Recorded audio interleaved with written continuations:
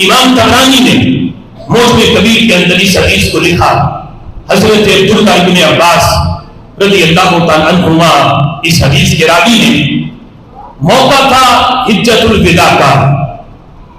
رسول اللہ صلی اللہ تعالیٰ علیہ وسلم نے جو حج فرمایا اس موقع پر، اور مقام بھی تھا مقام عرفات.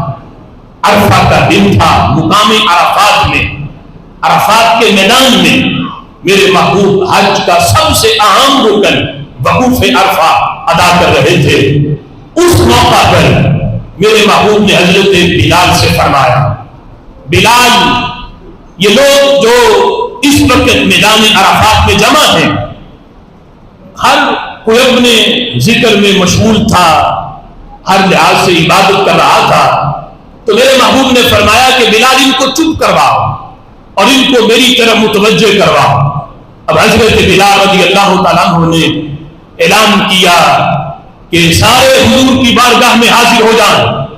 سب کو چپ کروا کے، متوجہ کروا کے میرے محبوب علیہ الصلوۃ والسلام نے انہیں کیا پیغام دیا. میرے آقا علیہ الصلوۃ والسلام فرمانے لگے، ان اللہ تعالی باہا بأہل عرفہ. میرے صحابہ، اس وقت تم جتنے میدان عرفات میں موجود ہو، تمہیں مبارک ہو، عرش سے تمہارے لیے رب کا سلام آیا ہے. اور دوسرا یہ، ان اللہ تعالی باہا بأہل عرفہ. رب ذوالجلال فرشتوں کے سامنے اہل عرفہ پر فخر کر رہا ہے.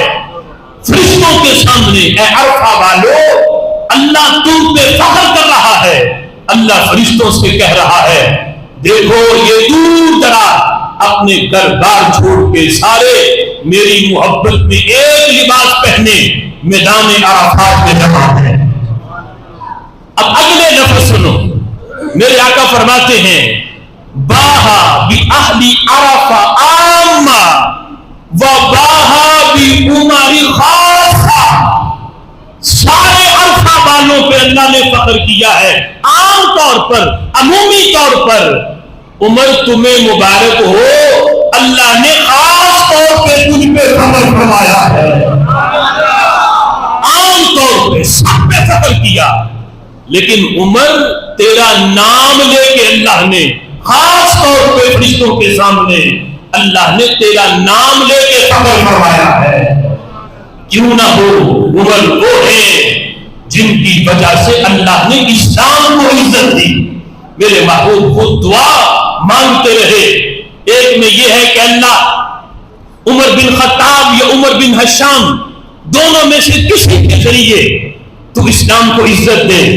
اگرچہ دوسری حدیث میں صراحتاً حضرت عمر کا نام ہے، لیکن اگر اتنا ہی ہو کہ اے اللہ عمر بن خطاب یا عمر بن ہشام، وہ جو ابو جہل کا نام ہے، دونوں میں سے ایک کے ذریعے اسلام کو عزت دے، تو سوچو اللہ نے کس کے ذریعے اسلام کو عزت دی.